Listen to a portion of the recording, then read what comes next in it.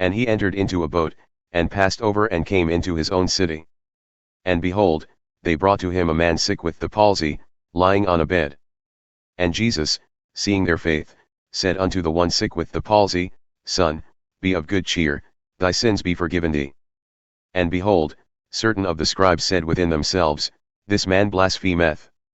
And Jesus, knowing their thoughts, said, Why think ye evil in your hearts? For which is easier, to say, Thy sins be forgiven thee, or to say, Arise and walk?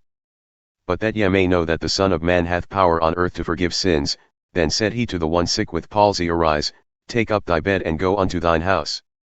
And he arose and departed to his house. But when the multitude saw it, they marveled and glorified God, who had given such power unto men.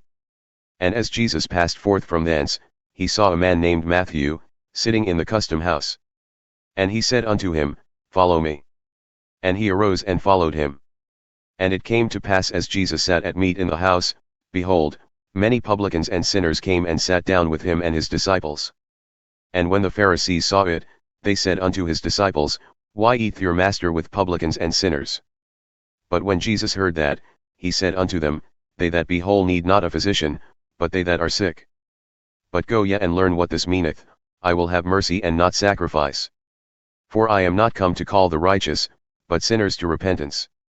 Then the disciples of John came to him, saying, Why do we and the Pharisees fast often, but thy disciples fast not? And Jesus said unto them, Can the attendants of the bride chamber mourn as long as the bridegroom is with them? But the days will come when the bridegroom shall be taken from them, and then shall they fast. No man putteth a piece of new cloth upon an old garment, for that which is put in to fill it up taketh from the garment, and the rent is made worse. Neither do men put new wine into old wineskins, else the wineskins burst and the wine runneth out and the skins perish. But they put new wine into new wineskins, and both are preserved. While he spoke these things unto them, behold, there came a certain ruler and worshipped him, saying, My daughter is even now dead, but come and lay thy hand upon her, and she shall live. And Jesus arose and followed him, and so did his disciples. And behold, a woman who was diseased with an issue of blood for 12 years came up behind him and touched the hem of his garment.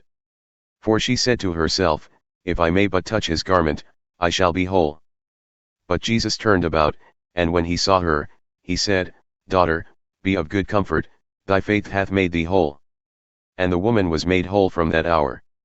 And when Jesus came into the ruler's house and saw the minstrels and the people making a noise, he said unto them, Give way, for the maid is not dead, but sleepeth.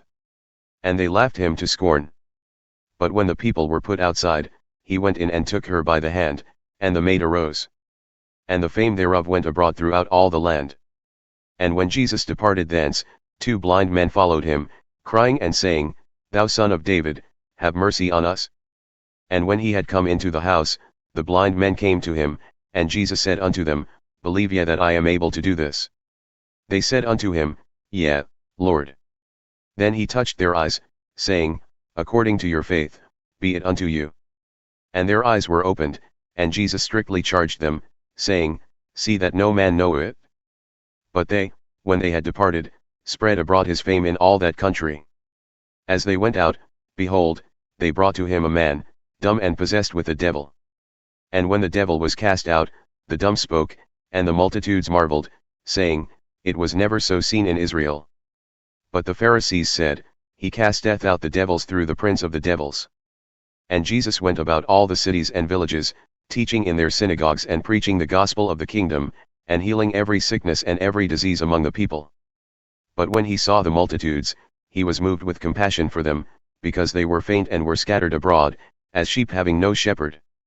Then said he unto his disciples, The harvest truly is plenteous, but the laborers are few. Pray ye therefore the Lord of the harvest, that he will send forth laborers into his harvest.